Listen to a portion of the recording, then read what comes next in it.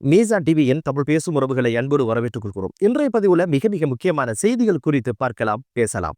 முதல் செய்தி என்ன அப்படின்னு பாத்தீங்கன்னா, 2026ஆம் ஆண்டிற்கான பட்ஜெட் நிதியமைச்சர் என்ற வகையில ஜனாதிபதி அவர்களால் சமர்ப்பிக்கப்பட்டு ஒரு உரையும் நிகழ்த்தியிருந்தாரு. ரொம்ப சுவாரஸ்யமான உரை, மிரட்டலும் இருந்தது, ரொம்ப சுவாரஸ்யமும் இருந்தது.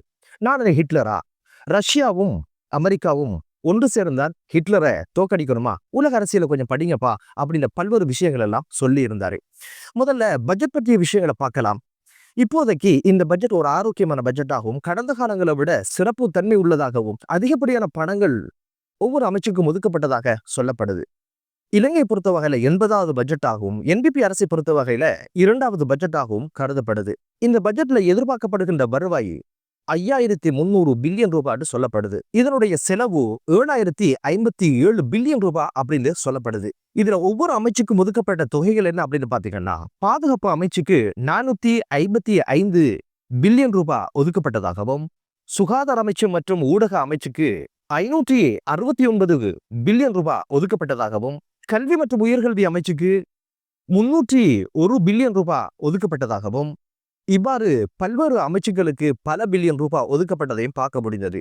வெளிநாட்டில் வேலை செய்யறவங்களை கருத்துல கொண்டோ அவங்களுக்கு வீட்டுக்கடன் கொடுப்பதாகவும், அவங்களுக்கு ஓய்வூதிய திட்டமும் அமுல்படுத்தப்படுவதற்கான முன்மொழிவும் அதில் இருப்பதாக காண கிடைத்தது. ஒரு ஆரோக்கியமான விடயமாக பார்க்கப்படுது. இதுக்கு பிறகு அரசு அதிகாரிகள் அல்லது அரச துறையில பணியாற்றவங்களுக்கு வாகன அனுமதி பத்திரம் கிடையாது, அந்த கலாச்சாரத்தை இதோட முடிச்சிருவோம் அப்படின்னு சொன்ன நேரம் ஒரு கூச்சல் எடுக்கின்ற சந்தர்ப்பமும் பாராளுமன்றத்தில் அமைஞ்சிருந்ததை பார்க்க முடிந்தது. இதுக்கிடையில ஜனாதிபதி ஆட்சிய உரையில 2028ஆம் ஆண்டு கடன் தலைக்கு மேல அரசு வீட்டுக்கு போற சந்தர்ப்பம் அமையும் அப்படின்னு சொல்லி சில பேர் கனவு காண்றாங்க. அது பகல் கனவு. அந்த கடனையும் நாங்க தான் நிறைவேற்றுவோம். 2028ஆம் ஆண்டு அரசாங்கம் என்ற வகையில நாங்க தான் இருப்போம். அந்த கடனை நாங்க பார்த்துக்கொள்வோம். அதுக்கான சரியான திட்டத்தை நாங்க வகுத்திருக்கிறோம் அப்படின்னு ஒரு விஷயத்த பாராளுமன்றத்தில் நேற்றைய தினம் ஆற்றிய உரையில ஜனாதிபதி அவங்க சொன்னது மட்டும் இல்ல, அதுக்கான திட்டத்தையும் அழகான முறையில, நேர்த்தியான முறையில அவர் உரையில வழங்கி இருந்ததை பார்க்க முடிந்தது. ஆகஸ்ட்ல ஒரு ஜனாதிபதி வருவாரு, டிசம்பர்ல மற்றொரு ஜனாதிபதி வருவாரு, ஏன் வருகின்ற ஆண்டு மார்ச் மாதத்துக்கு ஒரு ஜனாதிபதியை ஒத்தி வச்சிருக்கிறோம் எல்லாம் பல்வேறு விஷயங்கள் பேசப்படுறத எங்கட காதுக்கு எட்டுது. நாடு விழப்போறதும் இல்ல, கடனை அடைக்காமல் விட போறதும் இல்ல, கடனை அடைப்பதற்கான திட்டங்கள் எம்மிடம் உள்ளது அப்படின்னு சொல்லி அழகான ஒரு பட்டியலை ஜனாதிபதி அவங்க வாசிக்க ஆரம்பிச்சாங்க. ஊழலுக்கு எதிராக சட்டம் நடைமுறைப்படுத்தப்படும் பொழுது நாங்க ஹிட்லர் அப்படின்னு சொல்லி, எங்களை ஹிட்லர்னு சொல்லி நீங்க சித்தரிக்க ஆரம்பிக்கிறீங்க. இதுக்கெல்லாம் அஞ்ச போறது இல்ல. அரச பண முறைகேடாக செலவழிக்கப்பட்டு குற்றம் விளைக்கப்பட்டது கண்டுபிடிக்கப்பட்டா பாரபட்சம் இல்லாம தண்டிப்பதற்கு நாங்க பின்னிக்க போறதில்ல. எந்த தராதரத்தில் இருந்தாலும் பரவாயில்ல. ஹிட்லர் என்று சொன்னால் என்ன, யார் என்று சொன்னால் என்ன, இதெல்லாம் நாங்க கண்டுகொள்ள போறதில்ல. சட்டம் நடைமுறைப்படுத்தப்படும், சட்டம் அனைவருக்கும் சமமாக கருதப்படும் அப்படின்ற ஒரு விஷயத்த காட்ட சாட்டமாக பேசியிருந்ததையும் காண முடிந்தது. இங்க இத்தனை மில்லியன் அமெரிக்கன் டாலர்ஸ் கடன், யார் பட்ட கடன், எதுக்கு பட்டாங்க, இந்த பணம் எல்லாம் எங்க, நாடுதான் அபிவிருத்தி அடையல, நாடுதான் வளம் பெறல, மக்கள் கஷ்டத்துல இருக்காங்கன்னா இந்த பணம் எல்லாம் எங்க போனது? இன்னைக்கு கடனை பத்தி பேசுறதுக்கு இந்த எதிர்கட்சிகளுக்கு ஏதாவது தகுதி இருக்கா? 76 வருஷங்கள் திண்டு தண்ணி குடிச்சு எல்லாத்தையும் முடிச்சாச்சு. இப்ப கடன் என்ற பேரை வச்சு ஜனாதிபதி என்ற கனவோட பயணிக்கிற ஒரு சூழ்நிலையும் உருவாகி இருக்குது. இதுக்கிடையில இன்னொரு விஷயம் மிகப்பெரிய ஒரு சர்ச்சையாக போய்கொண்டிருக்கு. அதுதான் அர்ஜுனா எம்பி அயர்ந்து தூங்கினது, கொரோட்டா விட்டு தூங்கினதாக கூட சொல்லலாம். ஆழ்ந்த தூக்கத்துல இருந்தாரு. எதற்காக, என்ன ஏது என்பது தெரியல. என்னவோ வெளிநாட்டு பயணங்கள் எல்லாம் மேற்கொண்டு ரொம்ப டயர்டா வந்திருப்பார் இல்லையா, அதனால அயர்ந்து நல்லா தூங்கியிருப்பார் போல. தூங்கி முடிஞ்சதுக்கு பின்னால இந்த பட்ஜெட்ல என்னென்னலாம் இருக்குது அப்படின்னு சொல்லி பல்வேறு விமர்சனங்களை முன்வைச்சாரு. விமர்சனம் முன்வைக்கிறதுக்கு முதலாவது பட்ஜெட்ல என்ன இருக்குன்னு தெரியணுமே. கொரோட்டா விட்டு தூங்கி போட்டு பட்ஜெட் அப்படி இப்படின்னு சொல்றதுல எந்த அர்த்தமும் இல்லை. எனவே தமிழ் மக்கள் மிகப்பெரிய ஒரு எதிர்பார்ப்போட அரசியல்ல மிகப்பெரிய ஒரு மாற்றத்தை ஏற்படுத்துவாரு. தமது மக்களுக்கான சுதந்திரத்தை வாங்கி தருவாரு. தமது மக்களுடைய துன்பங்களை போக்குவார் அப்படின்ற ஒரு கனவோட அர்ஜுனா எம்பி அவங்கள பார்லமெண்ட் அனுப்பினாங்க. ஆனா கடந்த கால அரசியல்வாதிகள் போல அவரும் தூங்கி எழும்பியதை பார்க்க முடிந்தது. இந்த தூக்கம் உண்மையிலே நிஜமா வந்த தூக்கமா, இல்ல தூங்கின மாதிரி நடிச்சாரா அப்படின்ற பல்வேறு விஷயங்கள் இப்போது பேசப்படுது. காரணம் என்னடா, இதென்ன பட்ஜெட்டு, அந்த நேரத்துல ஓய்வெடுக்கலாம் என்று தூங்கி பரிகாசம் செஞ்சாரா அப்படின்ற ஒரு விஷயமும் இப்போது பேசுபொருளாக மாறி இருக்குது. அடுத்த செய்தி என்ன அப்படின்னு பாத்தீங்கன்னா, கனடாவில் 6 பேரை படுகொலை செய்த குற்றச்சாட்டுக்காக 19 வயது மதிக்கத்தக்க இலங்கை மாணவரான பெப்ரியோடி சொய்சாவுக்கு ஆயுள் தண்டனைய ஒட்டாவா நீதிமன்றம் வழங்கியது பெரும் பரபரப்பை ஏற்படுத்தியிருக்குது. 19 வயது மாணவன் 6 படுகொலையோடு எப்படி சம்பந்தப்பட்டாரு, எதற்காக செஞ்சாரு, என்னதான் அப்படின்னு பல்வேறு விஷயங்கள் உங்களுக்குள்ள கேள்வியாக எழுந்திருக்கும் இல்லையா? இந்த சம்பவம் எப்போது பதிவாச்சு அப்படின்னு கேட்டீங்கன்னா, கனடால 2024ஆம் ஆண்டு மார்ச் மாதம் 6ஆம் திகதி இரவு நேரம் இந்த சம்பவம் பதிவாச்சு. இந்த குறித்த டி சொய்சா என்று சொல்லப்படுறவர் கனடால ஒரு மாணவராக அங்க படிக்கிறதுக்கு போனவர் தனது நண்பர் தனுஷ்க என்று சொல்லப்படுகிறவருடைய வீட்டுல அடித்தளத்துல தங்கியிருந்தார். அவர் கூட மற்றொரு நபரும் தங்கியிருந்தாரு.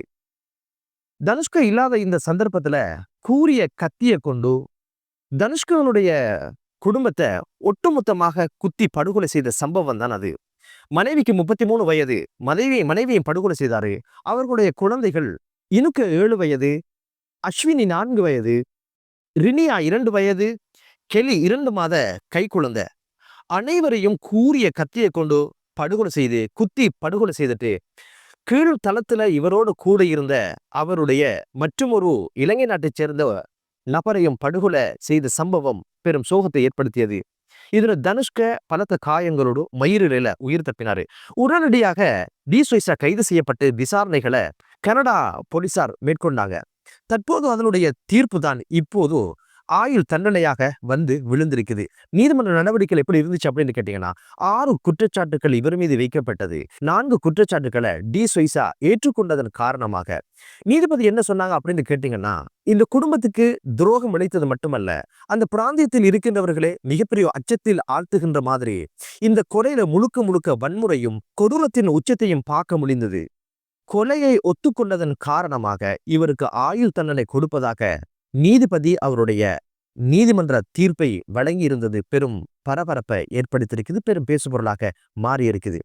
படிக்க போன இவருக்கு எதுக்கு இந்த வேலை அப்படின்ற கேள்வி எழ ஆரம்பிச்சது.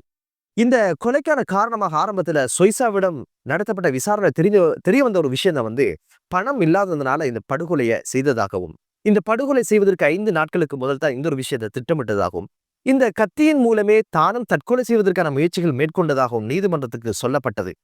பணத்துக்காக படுகொலை செய்யறதாக இருந்தா கூட வச்சு உறங்க வச்சு ஊன் தந்து உறக்கம் தந்தவனுடைய குடும்பத்தையே அழிப்பீங்க. நீதிபதி கேட்டாங்க, ஏதாவது சொல்ல விரும்புறீங்களா அப்படின்னு சொல்லி. இந்த ஒரு விஷயத்துக்காக ரொம்ப மன வருத்தத்தில் இருக்கிறேன் அப்படின்னு ஒரு விஷயத்த மட்டும் சொய்சா சொன்னதாகவும், இந்த தீர்ப்பு வரும்பொழுதோ ரொம்ப அமைதியாக டி சொய்சா இருந்ததாகவும் சொல்லப்படுது.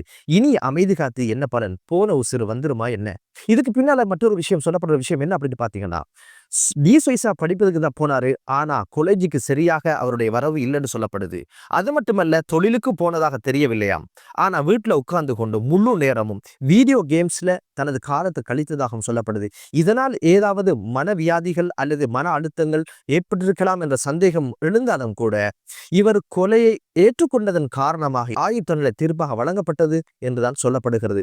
என்னதான் இருந்தாலும் இப்போது தனுஷ்க தனது அழகான குடும்பத்தை, நிம்மதியாக வாழ்ந்த அந்த குடும்பத்தை, அன்பான குழந்தைகளை, மனைவியை இழந்து இருக்கின்ற ஒரு சூழல் உருவானது மட்டுமல்ல, படிக்க போன இந்த டி சொய்சா இப்போது சிறையில தனது ஆயுள் தண்டனை கழிக்க வேண்டிய ஒரு துர்பாக்கிய நிலையும் உருவாகி இருக்குது. 19 வயது மதிக்கத்தக்கவன் 6 கொலைகளோடு சம்பந்தப்பட்டான். மாணவ பருவ காலம் என்றால் ரொம்ப ஆச்சரியமான விடயம்தான். இதுக்கு பின்னால் இருக்கிற காரணிகள் போன், அது சார்ந்த வீடியோ கேம்ஸ், இது போன்ற விஷயங்கள் தான் என்பது இப்போது பேசுபொருளாக மாறி இருக்கு. அடுத்த செய்தி என்ன அப்படின்னு பாத்தீங்கன்னா, நேற்றைய தினம் மேல் நீதிமன்றம் ஒரு மனுவை நிராகரிச்சிருக்குது. அது என்ன அப்படின்னு பாத்தீங்கன்னா, அரச பணத்தை முறைகேடாக பயன்படுத்திய குற்றச்சாட்டுல மஹிந்தானந்த அலுத்கமகே மற்றும் நளின் இருவருக்கும் தலா 20 வருடம் 25 வருட கடூழிய சிறை தண்டனை வழங்கி தீர்ப்பு வழங்கப்பட்ட இப்ப சிறையில காலத்தை கழிக்கிறாங்க இல்லையா?